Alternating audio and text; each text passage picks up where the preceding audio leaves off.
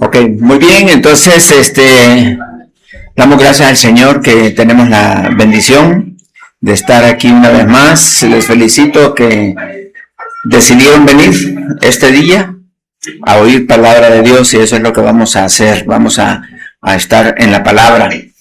Y les quiero invitar para que abran sus Biblias en el libro de Judas. Libro de Judas. Este día vamos a finalizar este estudio del libro de Judas. Hemos aprendido bastantes cosas de este libro, sobre todo del personaje, del contexto, del propósito del libro. Y justamente ahora vamos a ver lo que es el propósito de este libro. Aprendimos del primer versículo 3 cosas acerca de los destinatarios. ¿Se acuerdan cuáles eran esas 3 cosas? Eran llamados, santificados y guardados, exactamente. Entonces, a este grupo de personas que son, que eran los que habían sido dispersos, que andaban por todos lados, no estaban, se estaban reuniendo en grupos aparte. Este grupo de personas, dice Judas, que les escribe a los llamados, a los santificados y a los guardados. Y también vimos el propósito de esta carta. Siguiente texto, versículo 2. Veíamos el recurso que se va a usar para poder resolver el problema, y el versículo 3 es el que vamos a leer ahorita, y con este vamos a leer el pasaje, luego vamos a orar. Dice así: amados, por la gran solicitud que tenía de escribiros acerca de nuestra común salvación, me ha sido necesario escribiros exhortándoos que contendáis ardientemente por la fe que ha sido una vez dada a los santos. Vamos a inclinar el rostro, vamos a orar y le vamos a pedir al Señor que nos ayude, que nos abra el entendimiento y que podamos captar este mensaje. Padre, gracias porque tú eres bueno y porque has tenido a bien el dejarnos este libro de Judas, a través del cual aprendemos a cuidar de nuestra fe, a darnos cuenta que la batalla espiritual que tenemos que luchar no solo es allá afuera, con el mundo, sino, como aprendíamos ahora, una batalla interna con nuestra carne. Pero hay otra batalla también que tenemos que librar, y por la cual dice Judas que debemos de luchar ardientemente, y es por la batalla aquí dentro de la iglesia. Una batalla que debemos de librar con amor, con sabiduría, y de esta manera poder tener una iglesia que alaba y te glorifica a ti, Señor. Te damos las gracias y pedimos que nos dé sabiduría para entender estos principios. En el nombre de Cristo Jesús te lo pedimos. Amén. He estado compartiendo algunos ejemplos de personas que se introdujeron en la iglesia a la cual yo estuve pastoreando allá en El Salvador. Y ahora quiero comenzar con una ilustración, igualmente con otro ejemplo de otra persona que también estaba metida dentro de la iglesia. En esta ocasión fue un sacerdote. Bueno, estaba estudiando para sacerdote, terminó todas sus materias y tenía que hacer la tesis. Entonces, este señor dijo: mi tesis va a ser de cómo demostrar que la doctrina de los evangélicos es errónea. Esa era la tesis. Cómo demostrar que lo que los evangélicos creen están equivocados. Y entonces yo, para poder hacer esto, dijo él, me voy a tener que meter en una iglesia infiltrado, sin que se den cuenta. Me voy a meter para aprender bien todo lo que ellos hacen y creen, y entonces voy a poder refutar yo la fe que ellos tienen. Y elaboró todo su bosquejo de la tesis, y luego comenzó a hacer ya el trabajo práctico, y se fue a la iglesia, justamente a la iglesia donde estábamos, donde estaba pastoreando. Y comenzó a asistir a la iglesia, a ver, a hacer amigos, y aparentemente todo iba bien, pero de repente él se dio cuenta que hacíamos una invitación a aceptar a Cristo, y que las personas que levantaban la mano pasaban al frente y los llevaban allí a una habitación y les daban una explicación. Y entonces dijo él, yo quiero oír esa explicación. Quiero oírla porque allí está quizá la clave de lo que yo ando buscando. Y entonces en un culto levanta la mano, lo invitaron a pasar al frente y fue con otros que aceptaron a Cristo y entró a esa habitación donde había un consejero que es el que les estaba dando las instrucciones. Y el consejero lo que hace es presenta el evangelio y hace una invitación para aceptar a Cristo, en base del mensaje que ya se había dado. O sea, usando la base de la enseñanza, se hace la invitación. Y entonces él, como dijo que iba a meterse y hacer todo, él aceptó a Cristo. Y entonces comenzó a cambiar su vida y a darse cuenta que era él el que estaba equivocado. Y entonces dijo él, realmente tengo un planteamiento totalmente equivocado. Entonces se entusiasmó, le dio hambre de la palabra, comenzó a estudiar más y más y más. No terminó ya su tarea, porque ya no tenía sentido hacerla, sino que lo que hizo fue revelar cuál era el propósito de su ingreso a la iglesia. Y él ya tenía su sotana, de hecho daba ya misa y todo en varios lugares. Entonces dice, yo ahora voy a usar mi sotana, me voy a vestir de cura y voy a ir a las iglesias a evangelizar y a demostrarles que la iglesia católica está equivocada. Y fue una victoria espiritual, y de eso vamos a hablar ahora, de cómo algunos que están dentro de la iglesia hay que rescatarlos.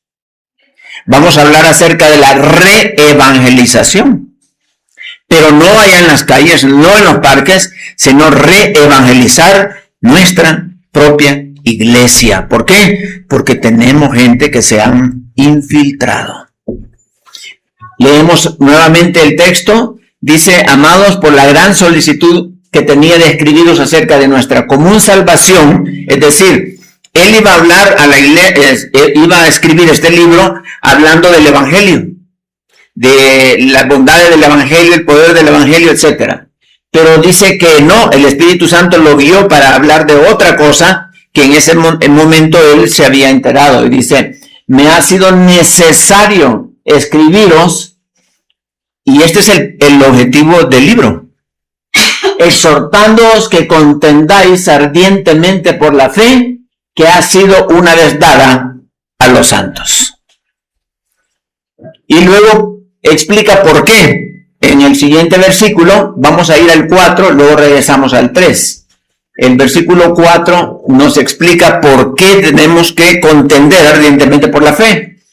Porque algunos hombres, y hablamos de que la palabra hombres significa mujeres y hombres, y dimos ejemplo de mujeres que se han metido dentro de la iglesia también para destruir a los líderes. Porque algunos hombres han entrado encubiertamente, los que desde antes habían sido destinados para esta condenación, hombres impíos, o sea, no creyentes, que convierten en libertinaje la gracia de nuestro Dios y niegan a Dios el único soberano y a nuestro Señor Jesucristo. Es decir, la gracia de Dios no se manifiesta en ellos, sino andan en la carne, andan como personas no creyentes y niegan que Jesucristo sea su Señor. ¿Por qué? Porque no hacen la voluntad de Jesús, sino la voluntad de ellos mismos. Vimos la vez pasada 29 características que nos da este libro de cómo descubrir a los infiltrados. Ahí está la lista de estas 29 características. Entonces, regresamos al versículo 3 y ahí es donde vamos a iniciar. La orden que nos dan es bien clara. Dice, me ha sido necesario escribiros exhortándoos, o sea, animándolos, es decir, ordenándonos que contendáis ardientemente por la fe. ¿Cuál fe? Esa fe que ha sido una vez dada a los santos. Bien, vamos a, antes de hablar acerca de qué es contender ardientemente por la fe, vamos a aclarar algunos detalles acá. Primero es lo que significa contender ardientemente y luego vamos a ver cómo se hace. Entonces, la palabra ardientemente, esta palabra ardientemente es bien interesante porque tiene dos usos. Esta palabra, en aquel entonces, en el tiempo de que se escribió esta carta, tiene dos usos y la idea es como llegar al agotamiento. O sea, luchar de tal manera que das todo lo que tienes. Y eso es lo que está diciendo Judas, que debemos de contender ardientemente. ¿Qué es esto de contender ardientemente? Que es una sola palabra. Contender ardientemente es una sola palabra en el griego. Y se usa, o se usaba en aquel entonces cuando dos atletas romanos luchaban. Y luchaban uno contra el otro y daban hasta la última gota de sudor, la metían ahí para poder ganar la pelea. O sea, luchaban hasta el agotamiento. Y esa es la idea de luchar ardientemente. No hacer un intento más o menos por ahí. No, es prepararse y ejecutar esta lucha. Pero es una lucha que está dispuesto a darlo todo. Todo. Y la otra aplicación es una aplicación militar. Como cuando alguien le ha dicho, ok, tú vas a defender este lugar y lo vas a defender para que el enemigo no venga y tome ventaja. Y los que están ahí van a defender hasta su vida ese lugar que les han asignado para cuidarlo. Entonces, esa es la idea, que nosotros se nos ha dado un lugar, se nos ha dado la iglesia y debemos de cuidarla y hacer todo lo posible para que el enemigo no tome ventaja, para que el enemigo no se introduzca en la iglesia. Entonces, y Judas todavía añade un elemento adicional a esta palabra, contender ardientemente, dando a entender que lo haga de tal manera que usa una expresión de intensidad extraordinaria. O sea, a la palabra que se usaba, que era contender ardientemente, le antepone otra palabra en griego que significa tienes que hacerlo, pero en una forma intensa. Y la frase no habla de que vamos a tener una campaña para contender ardientemente por la fe una semana, no. Esto es continuo, todo el tiempo. De eso está hablando Judas. Entonces, ¿pero por qué vamos a contender? Dice ahí, ardientemente por la fe. Esa palabrita que nada más tiene dos letras, la fe. Fe. En este caso no estamos hablando de la denominación. No estamos hablando de la liturgia o la práctica religiosa. No estamos hablando de cómo tú oras. Hay cosas de presentación y hay cosas de fondo.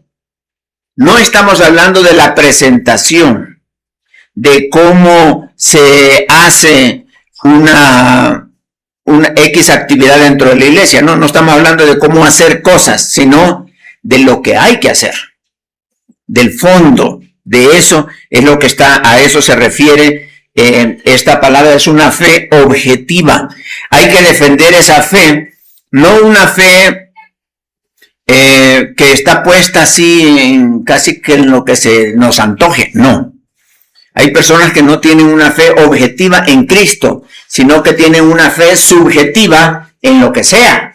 Creen en un santo, creen en una frase. Ahora veníamos hablando ahí que dicen que el presidente Milei no va a ir a ver el partido de fútbol por cuestiones de que él dice que él ha visto todos los partidos de Argentina en un solo lugar y los ha ganado. Y si él ve el partido en otro lugar, puede ser que pierda. Entonces mejor no, él se queda en ese lugar y ahí está. Entonces, ¿en qué está puesta nuestra fe? ¿En qué está? Hay gente que anda cosas, tiene cosas y su fe está puesta en esas cosas. Cuando los niños nacen, de repente les ponen unas cositas, unos corales o no sé qué es lo que le ponen. Amuletos para protección.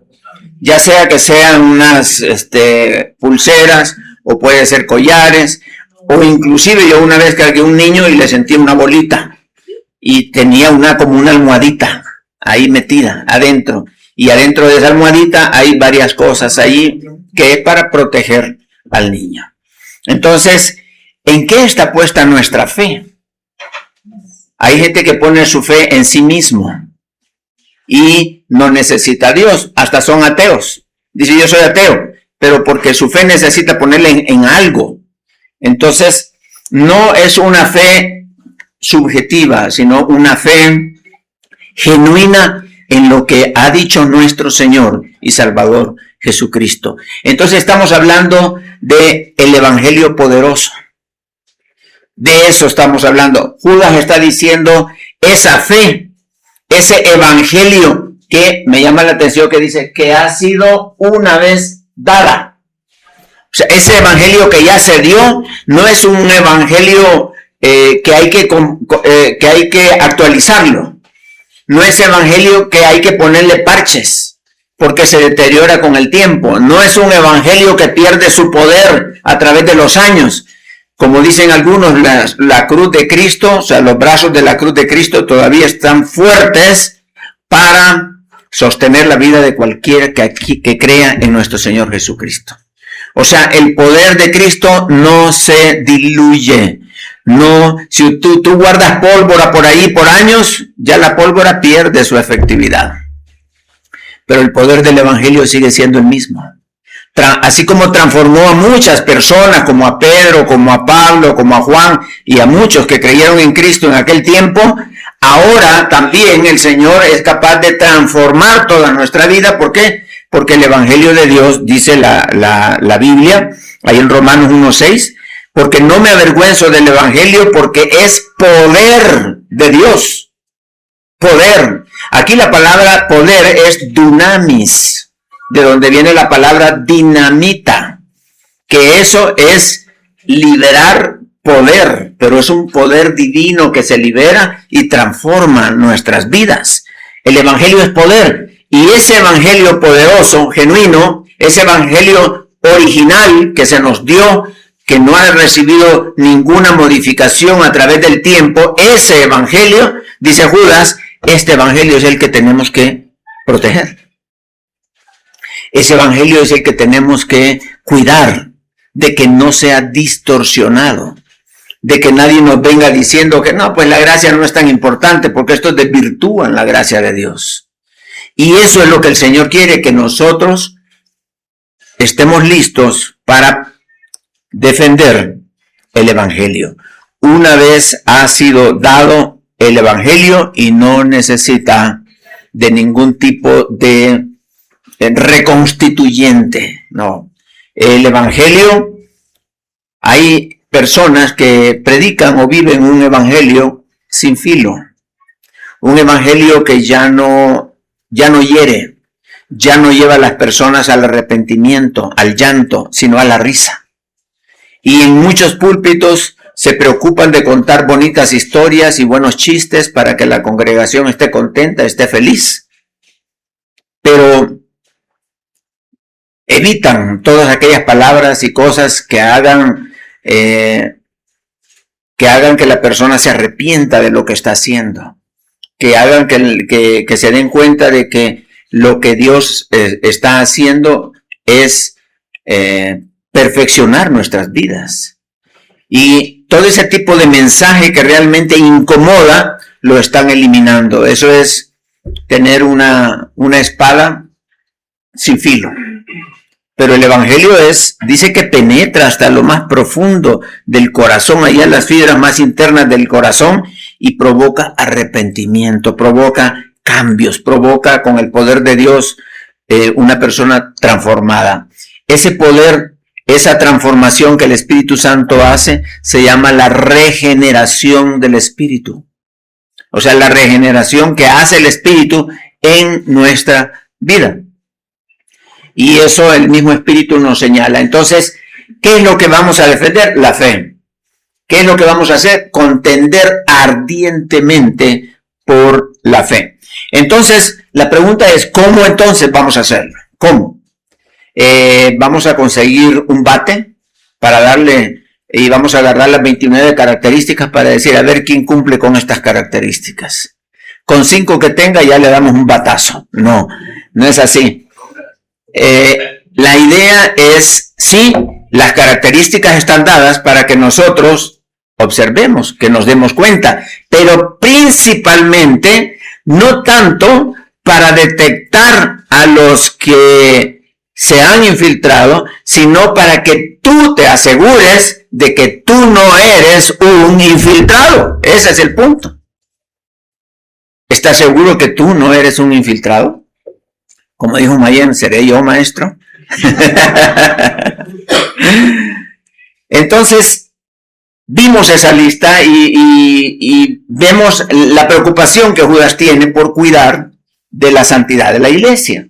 Así que vamos a ver cómo hacer esto. 7 consejos que nos da Judas de cómo podemos contender ardientemente por la fe. Bien, número 1. Versículo 17. Vamos a ir al versículo 17. Vamos a encontrar aquí el primer consejo. Dice, pero vosotros, amados, tened memoria. Ahí está la instrucción, la orden. Tened memoria de las palabras que antes fueron dichas por los apóstoles de nuestro Señor Jesucristo. O sea, primer consejo, conozcan la Biblia. Empápense de la palabra de Dios. Conozcan lo que se ha dicho por medio de los apóstoles. Recuerden que en los tiempos de la iglesia del primer siglo no había el Nuevo Testamento. No estaba. Cuando Judas escribe esto, ¿cuál era la autoridad de los escritos? Las enseñanzas de los apóstoles. Y estaba en aquel momento el Antiguo Testamento, las enseñanzas de los apóstoles y algunas cartas que ya iban apareciendo. Pero el canon bíblico todavía no estaba escrito. ¿Qué es canon? Canon es el grupo de libros que forman el Nuevo Testamento. Todavía, de hecho, todavía no estaban escritos todos. Estaban en proceso. Pero la autoridad de las enseñanzas más importantes eran lo que los apóstoles estaban enseñando, porque ellos habían estado con nuestro Señor Jesucristo. Y ellos daban estas enseñanzas, por eso los apóstoles iban de una iglesia a otra enseñando la palabra de Dios. Eso es lo primero. Ok, vamos a el número 2. Número 2, versículo 18. Aquí lo importante es, hermanos, ¿cuál sería la instrucción para nosotros? No la enseñanza de los apóstoles, sino la Biblia, la palabra de Dios.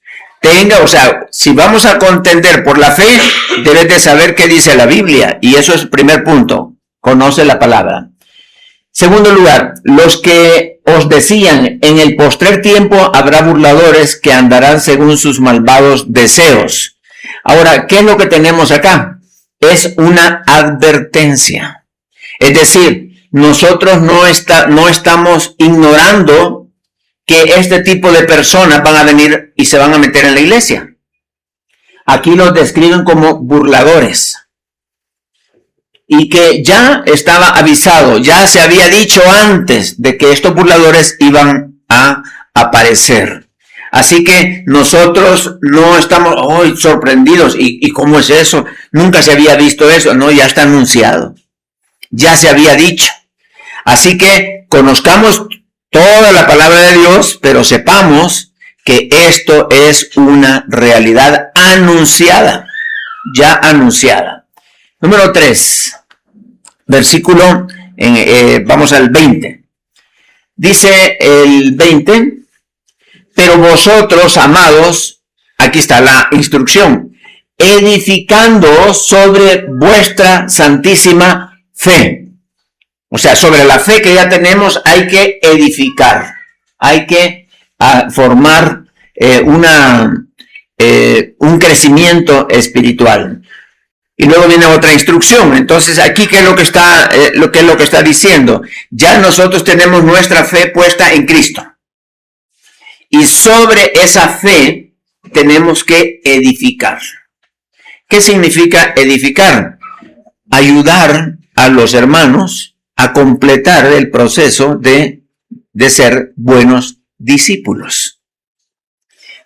Aquí estamos hablando de un discipulado intencional, no casual, porque muchos están siendo discipulados casualmente, es decir, de repente se encontraron con un mensaje, de repente leyeron un libro, de repente una conversación que algo salió allí, y nuestro discipulado es así, vamos aprendiendo el cristianismo, pero todo desordenado, no estás llevando una clase, no te has inscrito en un programa formal de enseñanza, sino que tu discipulado es aquí aprende una cosa, aquí otra, sino que podamos nosotros estar siendo formados. Por eso dice, edificándoos, enseñándonos unos a otros. Esto habla de aprovechar la oportunidad, cada oportunidad que hay para poder bendecir al hermano o a la hermana. Si estamos conversando, que pudiéramos decir, oye, ¿tú ya te bautizaste? No, todavía no me he bautizado. No, pues tienes que hacerlo porque mira, la palabra de Dios dice, ahí lo estás edificando. Estás hablándole de la palabra y lo que le hace falta a él para vivir una vida cristiana plena. Y que podamos animar a través de conversaciones, a través de cada oportunidad que el Señor nos presente, de poder formar temor de Dios en la vida de las demás personas. ¿Por qué? Porque necesitamos nosotros el apoyo y la ayuda del cuerpo de Cristo. Necesitamos saber, estamos platicando, oye, ¿cómo vas? Bien, bien. No sabemos si la persona está leyendo la Biblia o no. No sabemos si anda en pecado o no. No sabemos si tiene una visión clara de servicio a Dios o no. No sabemos si teme a Dios o no, no sabemos si sabe de la venida de Cristo, y hay tantas cosas que se puede hacer, pero cuando haya la oportunidad, poder compartir la palabra de Dios, edificándoos a vosotros mismos, o sea, edifiquémonos unos a otros. Esto es otra instrucción. Vean, qué interesante cómo vamos a contender ardientemente por la fe. Conociendo la Biblia, luego decíamos, sabiendo de que hay gente que se va a infiltrar, luego, número 3, edificándonos entre nosotros mismos. Y allí, en esto, nos vamos dando cuenta realmente a quien sí le gusta hablar de la Biblia y a quien no le gusta hablar de la Biblia, sino que prefiere otros temas. Por ejemplo, los hombres dice que no respetan la autoridad y les gusta hablar de cosas sensuales.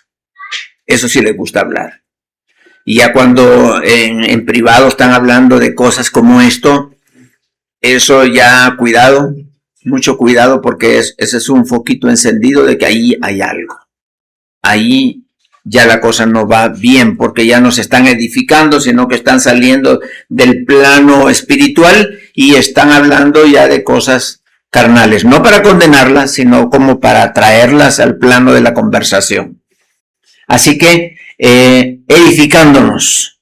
Otra, dice ahí mismo, orando en el Espíritu Santo. Orando en el Espíritu. No sé si en la misma conversación sale, oye, veo que estás en una situación ahí difícil, me contaron que no tienes trabajo. Sí, no, ando muy mal. Oremos por tu trabajo. Oremos por tu salud.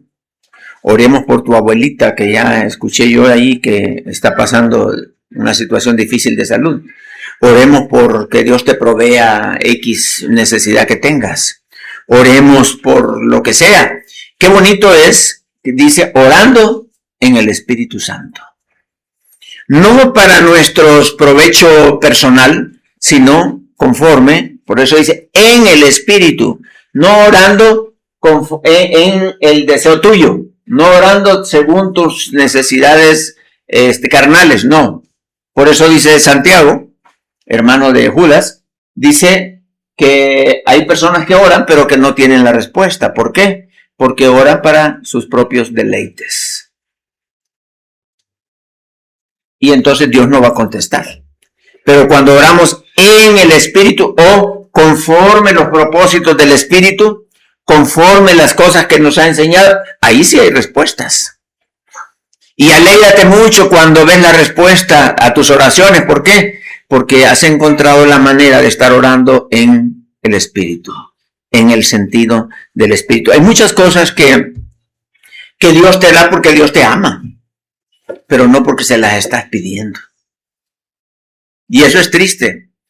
Cuando nosotros podíamos clamar y pedirle, yo siempre digo que lo que uno ha llegado a hacer es el resultado de las oraciones del pasado.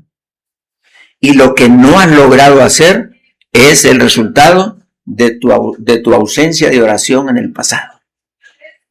Es decir, la oración determina mucho tu futuro. La oración tiene mucho que ver con la visión que el Señor te ha dado y con la provisión para alcanzar esa visión. Así que orando en el Espíritu, por las necesidades de los demás, por la visión, por conversiones, etc. Y tenemos otra, número 5. Debemos de amarnos los unos a los otros.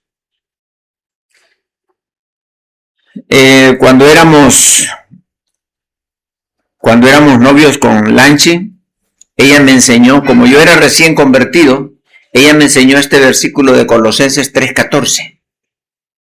Y en las notas que me escribía, porque no había WhatsApp, no había Messenger ni nada por el estilo, era de pura notita, bolígrafo y a mano. Tengo una cajita guardada con muchas notas que ella me mandó. Ahí están. Y al final de la notita ponía ella Colosenses 3:14. Y Colosenses 3:14 dice, y sobre todas estas cosas, vestíos de amor, que es el vínculo perfecto. Vínculo significa unión. La unión perfecta, la mejor manera en que nos podemos unir como hermanos es a través del amor. La unión perfecta es el amor. Pero ya hemos hablado, no es el amor de Adán, sino el amor de Cristo. Porque la instrucción en el Antiguo Testamento era que amáramos a los demás como nos amamos a nosotros mismos. Pero quiere decir que lo mejor que podía yo hacer por otros era lo mejor que me deseaba a mí mismo. Pero en el Nuevo Testamento dice, un nuevo mandamiento os doy. ¿Por qué? Porque no es como el del Antiguo Testamento. El del Nuevo Testamento dice que nos amemos unos a otros como yo os he amado. Es decir, como el amor que yo les tengo a ustedes, con ese mismo amor ámense los unos a los otros. Ya no es como a ti mismo. Ya no. Sino como Cristo te amó, es así como tenemos que amarnos unos a otros. Y este es el vínculo perfecto. No uno que el amor que dice, ya no te hablo. Ya no eres mi amigo. Aquel no lo voy a invitar a mi fiesta. Traje helado, pero no le vamos a dar a fulano. Cositas así, se manifiesta que no estás usando el amor de Cristo, sino el amor de Adán. Y entonces cuidado, porque todas nuestras relaciones deben de estar siendo vinculadas, digamos, con el amor de Cristo. Esto haría del mundo un mundo totalmente diferente. ¿Por qué? Porque reina no el amor del mundo, de la carne, de Adán, sino el amor de Cristo. Y por eso dice acá que debemos de amarnos los unos a los otros. Y saben, cuando habla de la palabra vínculo, me gusta porque cuando estamos tan unidos como hermanos, el enemigo no puede meterse. Si nos apreciamos, si nos amamos, de repente tenemos una buena amistad, por ejemplo, con Toño, y alguien me viene a decir, oye, ¿sabes qué? ¿Qué dice Toño? ¿Qué dice Toño? Y ya me dice, fíjate que Toño dice esto y eso. Yo no le creo.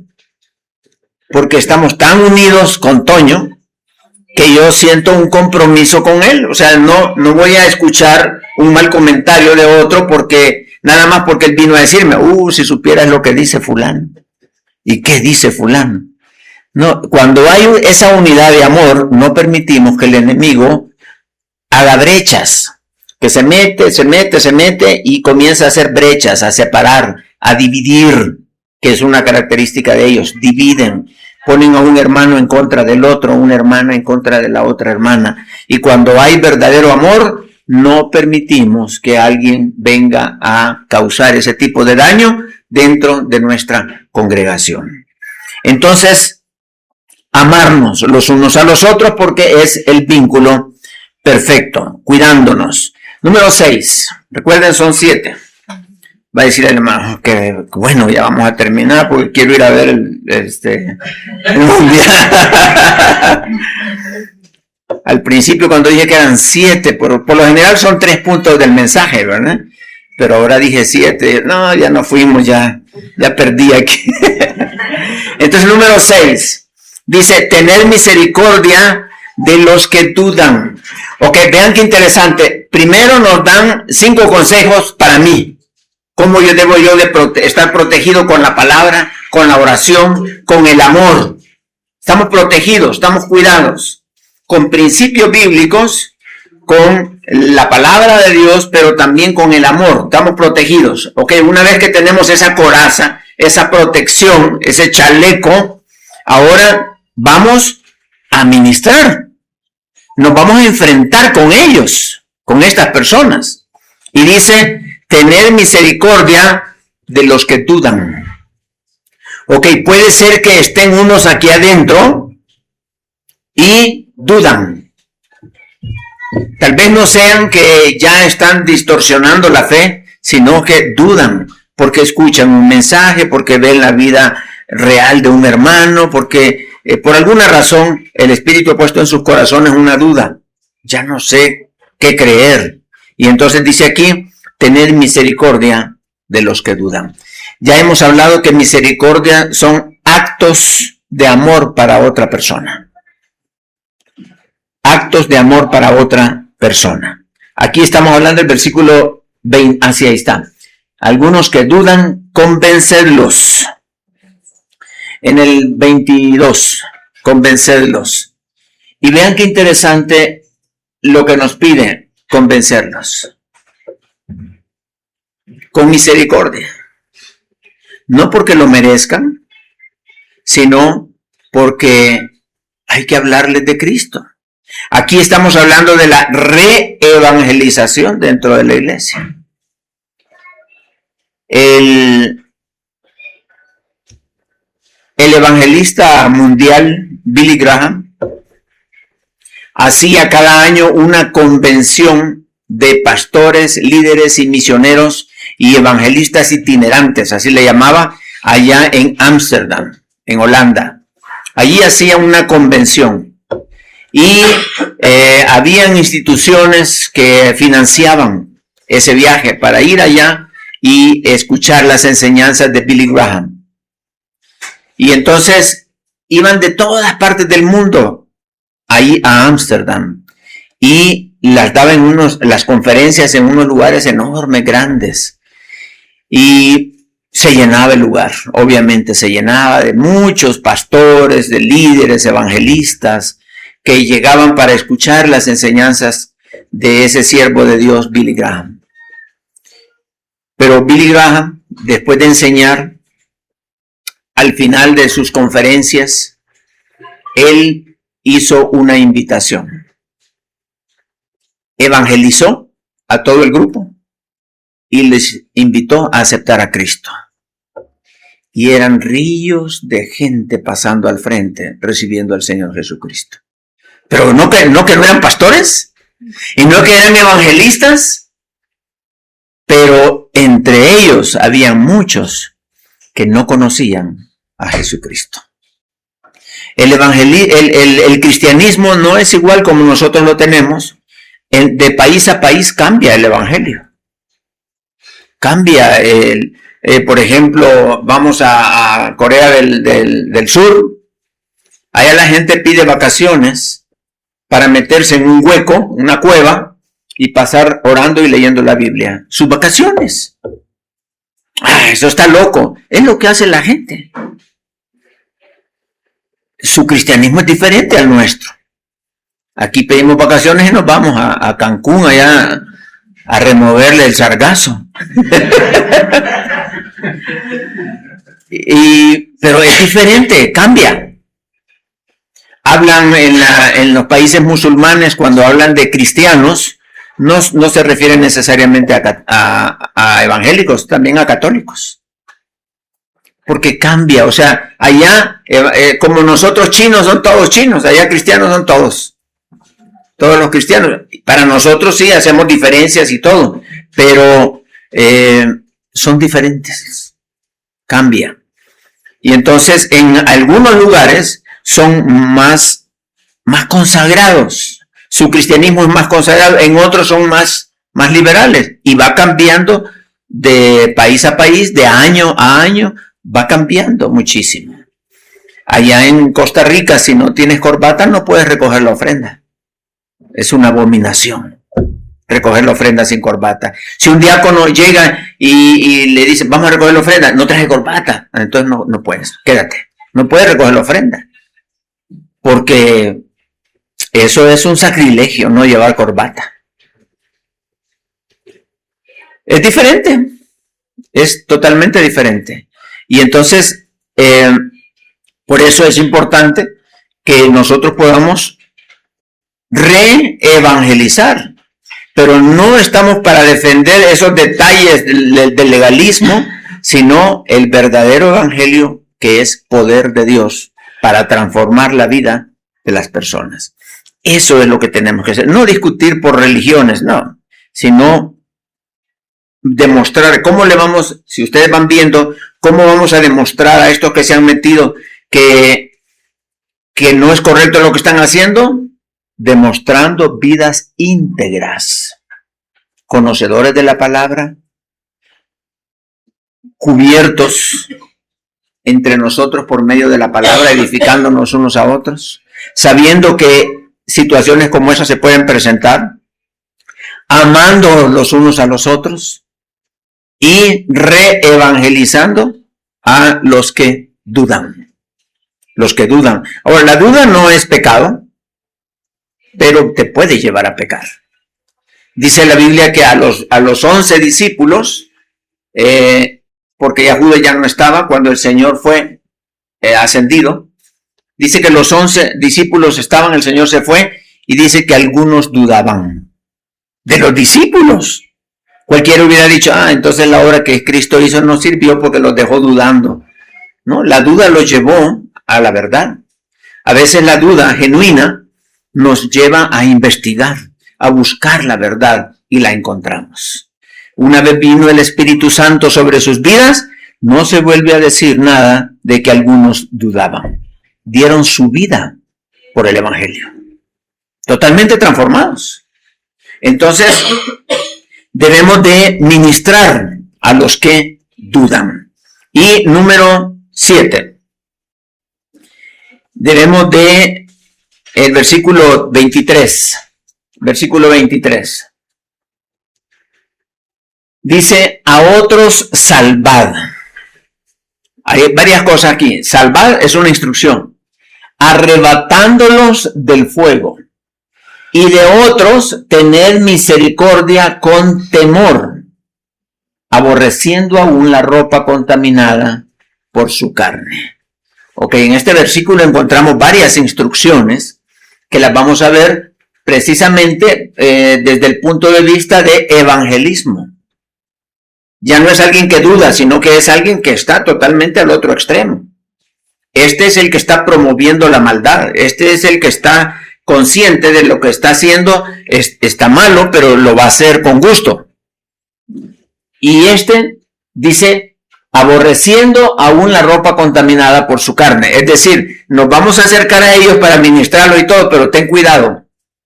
Ten cuidado porque digamos que una forma más clara de expresar esto de la ropa contaminada es, debe de ministrar su vida, pero ten cuidado, acepta su pecado. O sea, una cosa es la persona y otra cosa son sus inclinaciones pecaminosas. Entonces, aún la ropa contaminada vamos a rechazar, o sea, no voy a aceptar nada del producto de su estilo de vida, sino que le voy a demostrar con mi estilo de vida qué es lo que él debería de ser en Cristo. Por eso dice, arrebatándolo del fuego, teniendo misericordia con temor, aborreciendo aún la ropa contaminada por su sangre. Entonces vamos a aborrecer el pecado, pero vamos a mostrarle amor y misericordia al pecador, compartiéndole del evangelio. Pero si nosotros no andamos en Cristo, si nosotros no tenemos un estilo de vida que está desafiando a los demás, ¿con qué autoridad entonces vamos a ayudar a esta gente? No tenemos recursos. Más bien, ni te les acerques, porque vas a terminar contaminado. Cuidado con esta. Es mejor apártate. Apártate, porque los débiles pueden ser contaminados. Y si no estás preparado para la lucha, prepárate.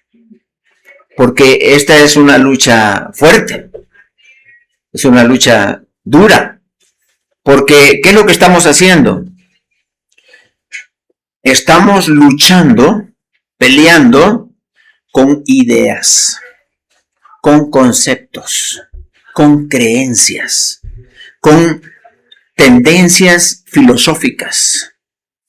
Es decir, debemos de ver a estas personas que no encajan con lo que la Biblia enseña, debemos de verlas como que tienen en su cabeza un virus mental.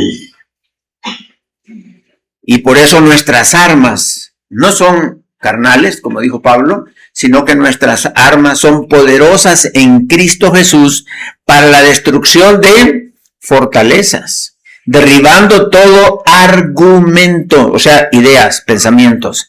Ahí es donde está la batalla nuestra. Conversar, platicar. No estamos hablando de tirarnos encima de la persona y hacerle una llave ahí de esas de luchador y hacerle un mataleón o algo por el estilo. No. Argumentos, ideas. De eso estamos hablando. Contender ardientemente por la fe es que tú hables palabra de Dios. Que tú permitas que a través de la acción del Espíritu Santo puedas impactar la vida de otras personas. No nos ha mandado Dios a ganar conversaciones o argumentos o discusiones, sino a exponer la palabra de Dios. La palabra de Dios hace su efecto. Aunque él piensa que te ganó la discusión, la palabra de Dios que tú pusiste lo está quemando. Aun cuando esté acostado en su cama va a estar pensando en la palabra. ¿Por qué? La palabra de Dios no regresa vacía. Es poderosa. Y si tú la pones como debe de ser, la palabra de Dios va a impactar a la otra persona. Entonces, así es como tenemos que contender ardientemente por la fe. Vean, no hay garrote, no hay un bate, no hay nada físico. El asunto es primero una protección interna, capacitación yo primero y luego vamos con palabras. Y ahí es donde se libra la batalla, palabras. Y tú te vas a dar cuenta qué palabras están en contradicción con la Biblia y cuáles son las palabras que están siendo de edificación. Vamos a orar. Padre, queremos darte las gracias porque nos has enseñado a través de este libro de Judas cómo debemos de contender ardientemente por la fe. Por esa fe que ya fue dada, por esa fe que no permite cambios, porque es una fe perfecta, es una fe que transforma, es una fe poderosa. Ayúdanos a demostrarles a los demás su equivocación doctrinal por medio del ejemplo y la transformación de nuestras vidas. Padre, ayúdanos a ganar a Cristo a los que están cerca de nosotros, a los contactos que tenemos que todavía no tienen a Cristo. Te pedimos, Padre, que nos des de tu gracia, que nos des de tu poder, que nos des palabras para hablar a aquellos que todavía no tienen a Cristo.